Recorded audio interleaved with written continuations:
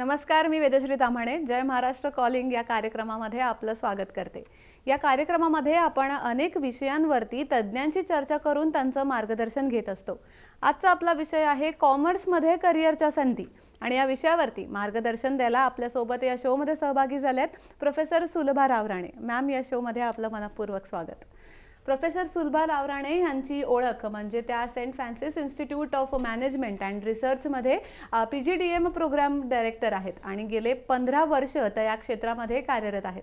आपण चर्चेला मॅम सुरुवात करणार आहोत, पण त्याआधी मी प्रेक्षकांना सांगू इच्छिते की तुम्हाला सुद्धा कॉमर्स मधलं करिअर, कुठले विषय निवडावेत, कुठला कोर्स घ्यावा या संदर्भात काही प्रश्न असतील तर लगेच तुमचा फोन उचला आणि 1800-103-3043 या टोल फ्री क्रमांकावरती संपर्क साधून तुमचे प्रश्न आमच्यापर्यंत पोहोचवा।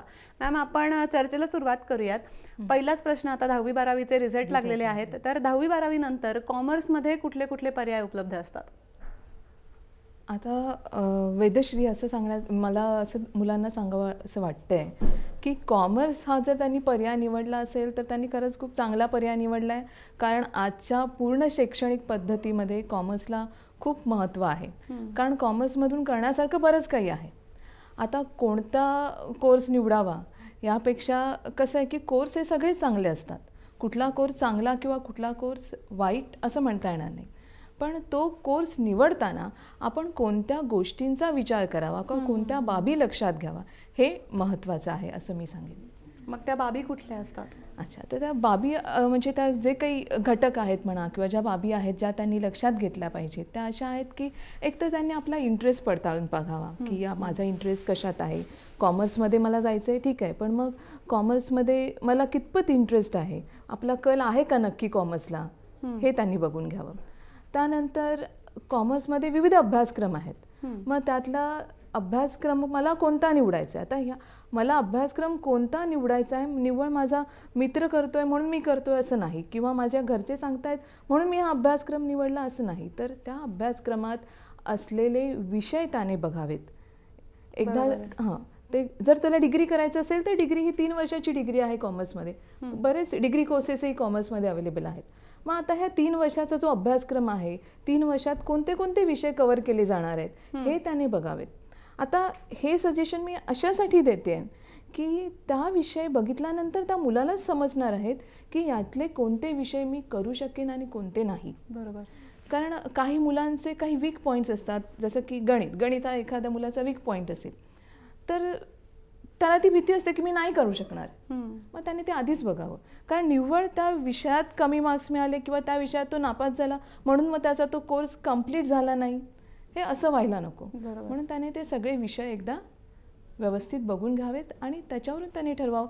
बरं, जर गणित विषय असला जरी त्या कोर्समध्ये, त्याला एखादा कोर्स करायचा आहे पण त्या कोर्समध्ये गणित विषय आहे, पण मग तो गणित विषय कंपल्सरी आहे का, की त्याला काही दुसरा ऑप्शनल सब्जेक्ट आहे जो मला घेता येईल आणि हा कोर्स पूर्ण करता येईल की नाही, असं आहे का, हे त्याने पडताळून बघावं। आणि आपण करिअर म्हटलं की प्रश्न उपस्थित होतो तो रोजगाराचा।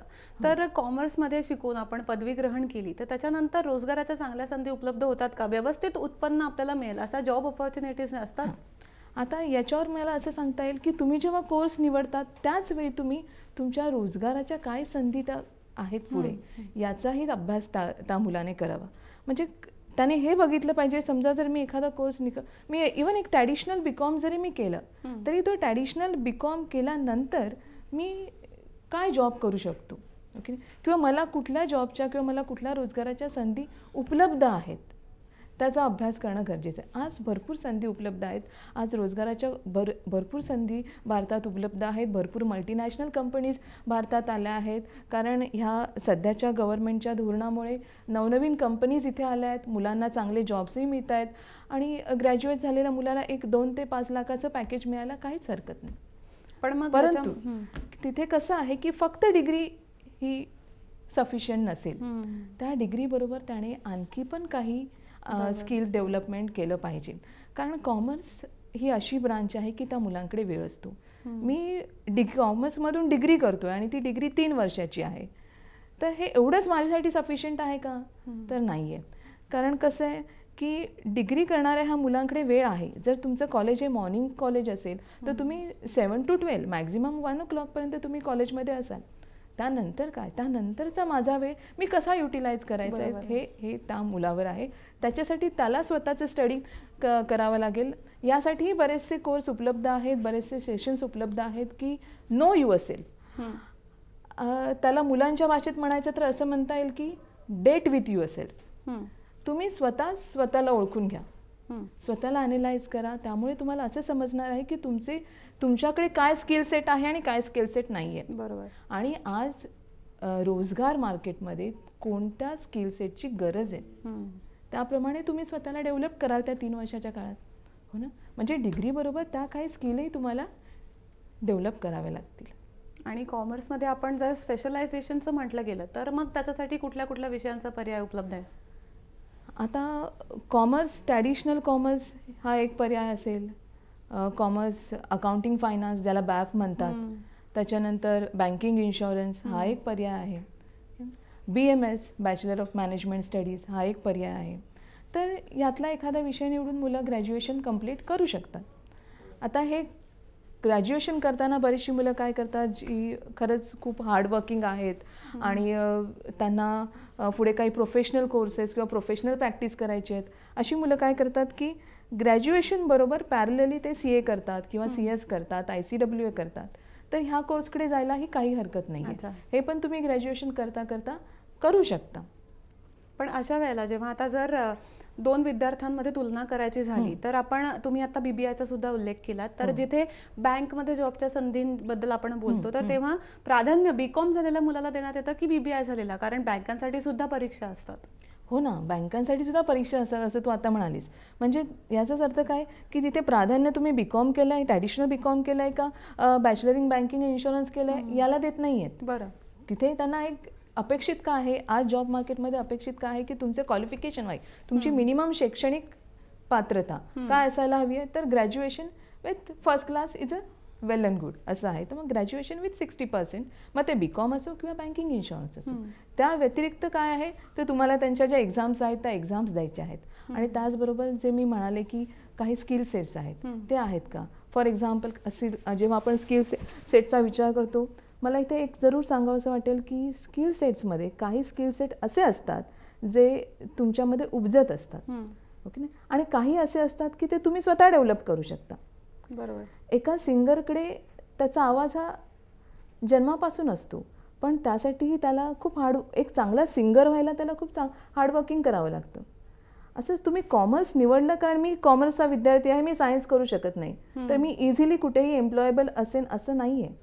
त्याच्यासाठी तुम्हाला स्वतःमध्ये काही बदल घडवून आणावे लागणार आहेत. फॉर एक्झाम्पल कम्युनिकेशन स्किल ही कोणाकडेही बॉर्न नसते, ती तुम्हाला डेव्हलप करायची आहे. आज मार्केटमध्ये ही गरज नक्कीच आहे की तुम्ही तुमच्या इंग्लिश कम्युनिकेशनवर प्रभुत्व मिळवा. मग ते फक्त बेसिक नाही तर तुम्ही ॲडव्हान्स लेवलपर्यंत जा. मग आता अशाही मार्केटमध्ये एक्झाम्स आहेत की तुम्ही एकदा तुमच्यामध्ये ही स्किल डेव्हलप केली, तुमचं कम्युनिकेशन डेव्हलप केलं की तुम्ही त्या एक्झाम्स द्या, जेणेकरून तुम्हाला समजेल की तुम्ही सर्टिफाईड व्हाल. आणि फक्त इंडियापुरता नाही तर तुम्ही ग्लोबली सर्टिफाईड व्हाल त्या लँग्वेजमध्ये. ओके ना. तो एक तुमच्यामधला कॉन्फिडन्स लेवल वाढला, एक स्किल वाढली की येस की मी कुठेही एम्प्लॉयबल होऊ शकतो, कारण माझ्यामध्ये ही एक कम्युनिकेशन स्किल आली आहे. ओके, जी आजच्या काळाची गरज आहे. मग जशा बँकिंग सारख्या या परीक्षा असतात, मग त्या परीक्षांचं खास ट्रेनिंग कुठे दिलं जातं, आणि मग या ट्रेनिंगमध्ये आता जे आपण कम्युनिकेशन स्किल्सबद्दल बोललो या सगळ्याचं सुद्धा ट्रेनिंग दिलं जातं का? हो, कम्युनिकेशन स्किलचं पण ट्रेनिंग दिलं जातं. त्याच्या बऱ्याचशा अशा संस्था आहेत. जर तुम्ही संकेतस्थळांना भेट दिलात तर कॉम्प्युटरवर जाऊन त्या इंटरनेटवर तुम्ही शोधलात तर तुम्हाला अशा बऱ्याचशा इन्स्टिट्यूट मिळतील की ज्या हे बेसिक इंग्लिश किंवा ॲडव्हान्स इंग्लिश, तुमचं प्रोनाऊन्सिएशन इम्प्रूव्ह करण्यावर भर देतात किंवा तुमचं रायटिंग स्किल इम्प्रूव्ह करतात, तुमच्या व्हर्बल कम्युनिकेशनवर इम्प्रूव्हमेंट आणतात. तर मग ह्या अशा इन्स्टिट्यूटमध्ये किंवा अशा संस्थांना तुम्ही भेट देऊन ते कोर्सेस तुम्ही करू शकता. त्याच्यामध्ये एक फी फॅक्टर येतो, तर मग त्या फी फॅक्टर्सवर तुम्ही स्वतःचं ॲनालिसिस करू शकता. ठीक आहे, तुम्ही तुमच्या बजेटमध्ये बसेल असा कोर्स निवडू शकता. ठीक आहे. आणि त्यानंतर मग तुम्ही ह्या ज्या एक्झाम्स मी म्हटलं की आता अशा परीक्षा आहेत की त्या इंटरनॅशनल लेवलवर एक्झाम्स त्या होतात ज्या इंग्लिश कम्युनिकेशनच्या, त्या एक्झाम्स पण तुम्ही देऊ शकता. आणि आपण ह्याच्या आधी सुद्धा स्पेशलायझेशन बद्दल बोललो, तर हे जे स्पेशलायझेशनचे जे कोर्सेस असतात त्या सुद्धा डिग्रीज असतात अर्थात, तर या डिग्रीजची साधारणतः मग फीस किती असते? कारण नॉर्मल बीकॉम बघितलं तर कंपॅरेटिव्हली बीकॉम पेक्षा ह्यांची फी नक्कीच जास्त असते. कारण त्यामध्ये कसं असतं की त्यातले काही कोर्स असतात ते सेल्फ फायनान्सिंग असतात, पण आता फी हे कसं की शासनाने किंवा युनिव्हर्सिटीने त्यांना काही बंधनं घालून दिली आहेत, त्याच्या बाहेर जाऊन ते फीस नाही घेऊ शकत. ओके, तर मग त्याप्रमाणे जे त्यांच्या ज्या फीस तिकडनं सँक्शन होऊन आलेल्या असतात त्याप्रमाणे त्यांना त्या फीस घेण्याची मुभा दिलेली आहे. आणि कॉमर्सच्या शाखेमध्ये आणखीन एक उपलब्ध होणारा पर्याय म्हणजे CA आणि CS. तर ह्याच्यासाठी कधीपासून विद्यार्थ्यांनी आणि कशी तयारी केली पाहिजे?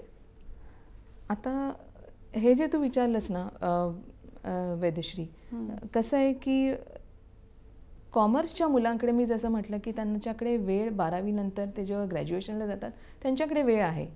ओके ना, तर त्यांनी त्यांचं 12th झालं आहे, 12वी पास झाले आहेत ते लोक, त्यांनी ठरवलं की आता आपल्याला डिग्री करायची. मग ती डिग्री माझं ट्रॅडिशनल BCom असो, BAF असो, BBI असो किंवा BMS असो, त्याच्याबरोबर मला एक प्रोफेशनल कोर्स करायचा आहे. मग तो प्रोफेशनल कोर्स CA आहे किंवा CS आहे किंवा ICW आहे. मग ह्या कोर्सेसमध्ये आता CA तुम्हाला एक CPT म्हणून तुमची जी टेस्ट आहे, जी इनिशियल टेस्ट आहे, ती तुम्हाला टेस्ट आधी द्यावी लागेल. मग ती टेस्ट दिल्यानंतर ती जर तुम्ही क्लिअर केली की त्यानंतर तुमचे परत इंटरमिजिएट आणि मग फायनल CA ह्या तुमच्या लेवल आहेत. पण याच्यामध्ये खूप हार्डवर्किंग आहे. ते हार्डवर्किंग करण्याची जर तुमची तयारी असेल आणि त्याचे विषय, मी जसं यापूर्वी म्हटलं, त्याचे विषय तुम्ही बघून घ्या, ते विषय तुम्हाला क्लिअर करणं शक्य असेल तर तुम्ही CAचा मार्ग पत्करावा. आणि मग परत हे CAचे ट्रेनिंग देणारेही बऱ्याच संस्था बाहेर आहेत. त्या तुम्ही जर तुम्हाला असं वाटत असेल की नाही मला असं एखाद्या गायडन्सची गरज आहे त्याच्यामध्ये, एखाद्या सब्जेक्टसाठी किंवा मोर दॅन वन सब्जेक्ट मला गायडन्सची गरज आहे, तर तुम्ही ह्या अशा संस्थांमध्ये तुम्ही जाऊन गायडन्स सेशन्स घेऊ शकता. तसंच मी CS विषयी पण सांगेन. CSचं कसं आहे की आधी तुम्हाला बेसिक आहे, त्याच्यानंतर तुमचं एक्झिक्युटिव्ह लेवल आहे आणि फायनल. मग ह्या अशा 3 स्टेप्समध्ये तुम्हाला CS करायचं आहे. ते सुद्धा तुम्हाला 12th नंतर ग्रॅज्युएशन्सपर्यंत कंप्लीट करता येतं. CSमुळे काय होतं की तुम्हाला नोकरीच्या संधी जर आपण बोलायला गेलो तर त्यामध्ये तुमचं लिगल नॉलेज वाढतं आहे किंवा तुम्हाला त्यामध्ये कंपनी लॉजविषयी किंवा तुमच्या बिझनेस लॉविषयी हे सगळं नॉलेज तिथे दिलं जातं आहे. तर तुम्हाला एकंदर कंपनीसाठी लागणारे जे लॉज आहेत त्याचं नॉलेज तुम्हाला मिळतं. त्याच्यामधून तुम्हाला ते कसे त्यांचं डॉक्युमेंटेशन्स ठेवायचं याचं एक नॉलेज मिळतं आणि त्यामुळे तुमची एम्प्लॉयबिलिटी तिथे वाढते. CSमुळे तुम्ही एक चांगले अकाउंटंट बनू शकता, तुम्ही स्वतःची प्रॅक्टिस करू शकता किंवा एखादा दुसऱ्या CA फर्म जॉईन करू शकता, एक चांगले ऑडिटर बनू शकता. ओके ना, हे सगळे नोकरीचे मार्ग तुम्हाला. आणि मग यासोबतच जेव्हा ICWA करायचं असतं तर मग त्याबद्दल काय सांगाल? मी ICWA विषयी पण हेच सांगेन. ICWA सुद्धा तुम्ही 12th झाल्यानंतर तुम्ही करू शकता. पण या सगळ्यासोबत जी BComची पदवी आहे ती सोबत असणं सुद्धा तेवढंच गरजेचं आहे. ते मिनिमम क्वालिफिकेशन तुम्हाला असणं गरजेचंच आहे. ग्रॅज्युएशन विथ 60% मार्क्स तुम्ही असाल तर it's really good for you. म्हणजे तुम्ही तुमच्या पुढच्या 40 वर्षाचं करिअर तुम्ही सेट करून टाकताय. कारण मी एक ग्रॅज्युएट फर्स्ट क्लास आहे आणि मला माझ्या बाकीच्या स्किल्स पण मी डेव्हलप केलेल्या आहेत. तर तुमच्यामधली एक कॉन्फिडंट लेवल वाढली आहे की आता मला इथून पुढे मी या क्षेत्रात मी माझा जॉब शोधणार आहे. आपण प्रेक्षकांचा प्रश्न सुद्धा घेतोय. कीर्ती कानिटकर आहेत आपल्यासोबत मुंबईहून. कीर्ती, तुमचा प्रश्न विचारा. नमस्कार मॅडम, मी आता TY BComला आहे आणि मला हॉटेल मॅनेजमेंटमध्ये पुढे करिअर करण्याची खूप इच्छा आहे. पण आता नेमकं मी आता काय केलं पाहिजे? TY BComला ते आहेत आता. तू आता TY BComला आहेस तर आता तुला यानंतर तुला हॉटेल मॅनेजमेंट, तुला पुढे 4 वर्षाची डिग्री आहे हॉटेल मॅनेजमेंट, तर तू करू शकतेस. जर तुझ्याकडे तुझ्या प्लॅनिंगप्रमाणे तुला त्याचं प्लॅनिंग करावं लागेल की इथून पुढे मी 4 वर्ष हॉटेल मॅनेजमेंटचा कोर्स करणार आहे, तर त्यासाठी त्या दृष्टीने तुला तयारी करायला लागेल. किंवा तुला असे कॉलेजेस, वेगवेगळे कॉलेजेस तुला इंटरनेटवर मिळतील, त्या कॉलेजेसची माहिती तू मिळव, मग त्यांचे फी स्ट्रक्चर्स आहेत ते मिळव आणि त्याच्यानंतर तू एक तुझं स्वतःचं एक स्टडी कर की मी कुठला फी स्ट्रक्चर्स मला अफोर्डेबल आहे किंवा कुठलं कॉलेज मला जवळ आहे की मला माझा ट्रॅव्हलिंगचा जो त्रास आहे तो वाचणार आहे, तो वेळ मी माझ्या अभ्यासासाठी वापरेन. ह्या सगळ्या गोष्टींचा तू विचार कर आणि त्याप्रमाणे तू हॉटेल मॅनेजमेंटचा कोर्स करू शकतेस. आपण पुढचा सुद्धा प्रश्न घेऊया. तर संतोष कदम आहेत आपल्यासोबत नांदेडहून. संतोष, तुमचा प्रश्न विचारा. पाहिजे, थोडं करिअर संतोष, आवाज येतोय? बँकिंग बोला, तुमचा प्रश्न पुन्हा विचारा. बँकिंग क्षेत्राच्या करिअरसाठी मला थोडं गायडन्स पाहिजे. मला बँकिंग मध्ये इंटरेस्ट आहे. हो, पण तुम्ही सध्या काय करताय? तर मॅम माझं बीकॉम चालू आहे. तुम्ही बीकॉमच्या कोणत्या वर्षाला आहात? फर्स्ट इयरला. तुम्ही बीकॉमच्या पहिल्या वर्षाला आहात. तुम्ही ट्रॅडिशनल बीकॉम करताय? हां जे आपलं Plain BCom. Plain B Com. Okay.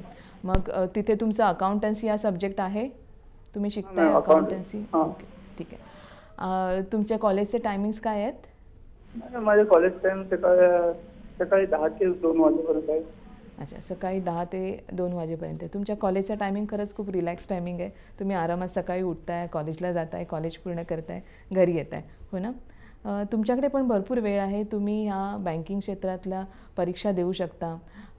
तुम्हाला त्याच्यासाठी एक अलर्टनेस ठेवावं लागेल, कारण जेव्हा ह्या एक्झाम्स येतात, त्या जाहिराती येतात, त्या तुम्ही न्यूजपेपर्समधल्या जाहिराती बघून स्टेट बँकेच्या एक्झाम्स असतात किंवा आपल्या ओव्हरऑल बँकिंग एक्झाम्स असतात, त्या एक्झामसाठी तुम्हाला तयारी करावी लागेल. त्याच्यासाठी जसं मी सांगितलं, तुमचं कम्युनिकेशन स्किल तुम्हाला वाढवावं लागेल, तुमची रिझनिंग ॲबिलिटी वाढवावी लागेल.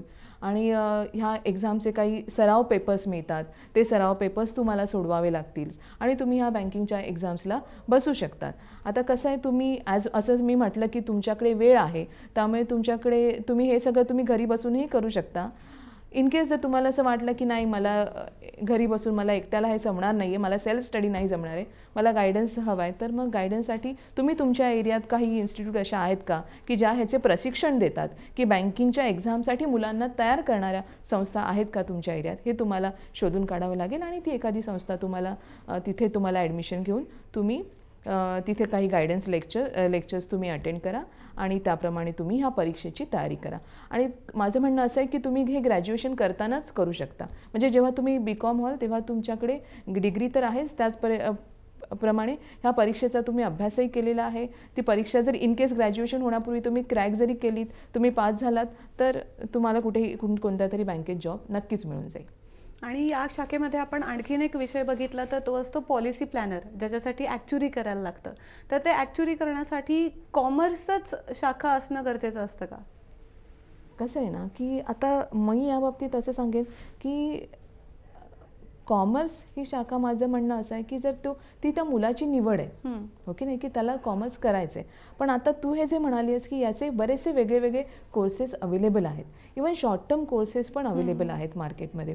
तर ते तुम्ही ॲनालाइज करा आणि ह्या तुमच्या रेग्युलर डिग्रीबरोबर तुम्ही हे पॉलिसी प्लॅनर आहे किंवा आणखी तुला मी सांगेन तुमचं मीडिया मार्केटिंग आहे किंवा डिजिटल मार्केटिंग आहे, असे लेटेस्ट आता मार्केटमध्ये ज्याला खूप डिमांड आहे, असे कोर्स तुम्ही फाइंड आउट करा आणि करा. ते तुमच्या दृष्टीने एक नोकरीच्या दृष्टीने ते महत्त्वाचं ठरेल.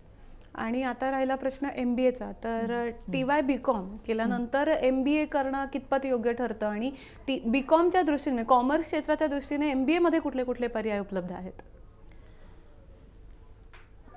कॉमर्सच्या दृष्टीने म्हणशील तर MBA मध्ये नक्कीच चांगले पर्याय उपलब्ध आहेत. आणि जर तू आजचा ट्रेंड बघितलास तर मेजॉरिटी मुलं जी MBAला येतात ती कॉमर्स फील्डमधून असतात. ती आपल्या ट्रॅडिशनल BCom, BAP, BMS हीच मुलं जास्त करून असतात. बाकीच्या शाखांमधून येणारी मुलं ही कम्पॅरेटिव्हली पर्सेंटेज वाईज कमी असतात. BComची मुलं किंवा BAP, BBI, BMSची मुलं ही जास्त असतात.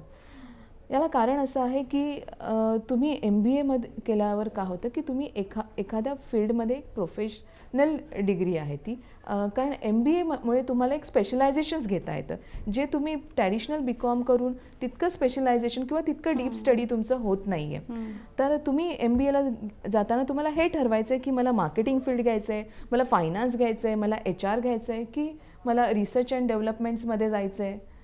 ह्याचं तुम्हाला आधीच प्लॅनिंग करायचं आहे आणि त्याप्रमाणे तुम्ही तुमचं MBA स्टडी निवडायचं आहे. आज MBA स्टडीमध्ये फक्त हे जे स्पेशलायझेशन आहेत ते मी परत असं म्हणेन की हे ट्रॅडिशनल स्पेशलायझेशन्स आहेत. Marketing, finance, HR, IT, research and development हे सगळे ट्रॅडिशनल आहेत. आज MBA मध्ये या पुढे जाऊन बरेचसे स्पेशलायझेशन कोर्स आलेले आहेत. ओके. तर नक्की तुम्हाला MBA कोणत्या ब्रांचमधून करायचं आहे, कोणत्या स्पेशलायझेशनमधून करायचं आहे ते ठरवायचं आहे. फॉर एक्झाम्पल मी तुला सांगते, आता जर नवीन कोर्सेस म्हटले तर MBAमध्ये नवीन स्पेशलायझेशन म्हटलं तर MBA एंटरप्रिनरशिपमधून आहे, जिथे ज्याला स्वतःचा असं काही बिझनेस करायची इच्छा आहे त्याने MBA इन एंटरप्रिनरशिप केलं तर ते खरंच त्याच्यासाठी एक बेनिफिशियल होईल. बऱ्याच मुलांचं कसं असतं की त्यांचे फॅमिली बिझनेस असतात आणि त्यांना पुढे जाऊन फॅमिली बिझनेसच चालवायचे आहे. असं जर असेल तर MBA इन फॅमिली बिझनेससुद्धा अवेलेबल आहेत. कारण काय आहे की तुमचा फॅमिली बिझनेस उद्या तुम्ही MBA इन फॅमिली बिझनेस केल्यानंतर काय होणार आहे की ते तुम्ही जास्त ऑर्गनाइज वेने करू शकणार आहात. ओके ना. त्याचबरोबर जे नवीन रूल्स रेग्युलेशन्स येतात, नवीन पॉलिसी प्रोसिजर्स येतात, हे सगळे तुम्ही तुमच्या बिझनेसमध्ये व्यवस्थितरित्या इम्प्लिमेंट करू शकणार आहात, कारण त्याचं नॉलेज तुमच्याकडे असणार आहे. ओके, बरोबर आहे. आपण प्रेक्षकांचा पुढचा प्रश्न घेऊया. तर टायटस फर्नांडिस आहेत आपल्यासोबत डोंबिवलीहून. टायटस, काय प्रश्न आहे तुमचा? जी मैम, मैं CS कर रहा हूँ, तो उसके बाद मुझे लॉ भी करना है, तो वो कितना बेनिफिशियल रह सकता है? CS करून लॉ करायचे त्यांना. CS करून लॉ करायचं आहे. CS करून लॉ करणं तुमच्यासाठी बेनिफिशियल नक्कीच होईल. कारण काय आहे की तुम्ही CS जर आत्ता करताय, तुम्ही ग्रॅज्युएशन करताना CS करताय, तर बरेचसे लॉचे सब्जेक्ट तुम्ही ऑलरेडी कवर केलेत. ओके नाही. आणि हे लॉ म्हणजे LLB ही तुमची एक परत ॲडिशनल डिग्री होऊन जाईल. ठीक आहे. त्यामुळे काय होणार आहे की तुम्ही जे सब्जेक्ट CSला कवर केलेत ते सब्जेक्ट्स पुन्हा तुम्ही लॉला करणार आहात, त्या सब्जेक्टचं काय होणार आहे की तुम्हाला ते सोपे जाणार आहेत. बरोबर. आणि तुम्हाला LLB पूर्ण करणं सोपं होऊन जाईल. तर ती एक डिग्री तुम्ही घ्यायला काहीच हरकत नाही. शेवटचा एक प्रश्न म्हणजे की भरपूर विद्यार्थ्यांना 12वी होताच शिक्षण काही कारणास्तव सोडावं लागतं. तर मग अशा विद्यार्थ्यांसाठी 12वीच्या बेसवरती कुठले नोकरीचे पर्याय उपलब्ध असतात का? त्यांना कुठे अकाउंटंट म्हणून किंवा कुठले अकाउंटंटच्या अंडर अशी कुठे नोकरी मिळण्याची संधी असते? आता मी तुला असं सांगेन की 12वी नंतर मुलांना शिक्षण सोडावं लागतं असं तुझं म्हणणं आहे. काय की मला मान्य आहे की बरीचशी मुलं ही गरजू मुलं असतात किंवा त्यांची आर्थिक परिस्थिती इतकी नसते की ते पुढचं शिक्षण घेऊ शकत नाही. पण आपल्याकडे त्याची पण प्रोव्हिजन आहे की अशा बऱ्याचसे NGO आहेत किंवा लायन्स क्लबसारखे असे बरेचसे क्लब आहेत की जे मुलांना पुढच्या शिक्षणासाठी आर्थिक मदत करतात. तर त्याप्रमाणे त्यांनी फक्त 12वी नाही तर 12वीच्या पुढे समजा त्यांना जरी डिग्री करणं शक्य नाही झालं तरी त्यांनी काहीतरी एक असं इम्पॉर्टंट आहे त्यांच्या लाईफसाठी किंवा नोकरीसाठी महत्त्वाचा असा एखादा कोर्स करणं गरजेचं आहे. आता याच्यामध्ये मी त्यांना असं सजेस्ट करेन की त्यांनी ग्राफिक्स मधला एखादा कोर्स करावा किंवा सॉफ्टवेअर हार्डवेअरमधला एखादा कोर्स करावा किंवा मग त्यांनी ITIचे जे कोर्सेस असतात ते कोर्सेस करावेत. एक सजेशन माझं नक्कीच असं राहील, फक्त ह्या गरजू मुलांसाठी नाही तर सगळ्याच मुलांसाठी माझं एक सजेशन असं राहील की त्यांनी एक्सेल शिकावं. कारण आज एक्सेलचं डिमांड खूप आहे. आज कंपन्यांचे एक्सपेक्टेशन हेच आहे की मुलांना एक्सेल येणं गरजेचं आहे. एक्सेलमध्ये VLOOKUP, HLOOKUP ह्यासारखे जे फंक्शन्स आहेत ती मुलांना येणं गरजेचं आहे. ते एक ॲडव्हान्स एक्सेलमध्ये येतं. आता त्याचा खर्च काही फारसा नाही येणार मुलांना. जास्तीत जास्त एक 7-8 हजारात ते कोर्स बाहेर मार्केटमध्ये अवेलेबल आहे. पण त्याचा फायदा त्यांना असा होईल की मी आज जर ही इन्व्हेस्टमेंट करतोय किंवा मी हे जर आज 7 ते 8 हजार रुपये घालून मी जर हा एक्सेलचा कोर्स करतोय तर पुढे जाऊन मला तिथे त्यांना जॉबची 100% गॅरंटी आहे. ओके ना. त्यांना जॉब मिळणारच आहे मार्केटमध्ये. आणि फक्त त्या जॉब मिळणार आहे हा एकच फायदा नाही आहे. त्यानंतर त्यांनी ॲज ॲडव्हान्स एक्सेलपर्यंतचं त्यांनी शिक्षण घेतलं आहे. त्यामुळे त्यांना पुढे एक्सेल ट्रेनर म्हणून पण ते एक साईड बाय साईड ते पण ते करू शकतात. त्यांच्या वीकेंड्सला ते असं ते मुलांना ट्रेनिंग देऊ शकतात. As a trainer, Excel trainer म्हणूनही ते पैसे कमवू शकतात. नक्कीच. खरंच खूप छान आणि उपयुक्त अशी तुम्ही माहिती दिली आहे. आमच्या प्रेक्षकांना सुद्धा खूप छान मार्गदर्शन दिलं. पण चर्चासुद्धा पुढे सुरू ठेवली असती पण कुठेतरी वेळेअभावी थांबायला लागतंय. तुम्ही आम्हाला वेळ दिला तर त्याबद्दल खूप खूप धन्यवाद. जय महाराष्ट्र कॉलिंगमध्ये वेळ झाली इथेच थांबायची. उद्या पुन्हा भेटूयात एका नवीन विषयासोबत. तोपर्यंत बघत रहा जय महाराष्ट्र.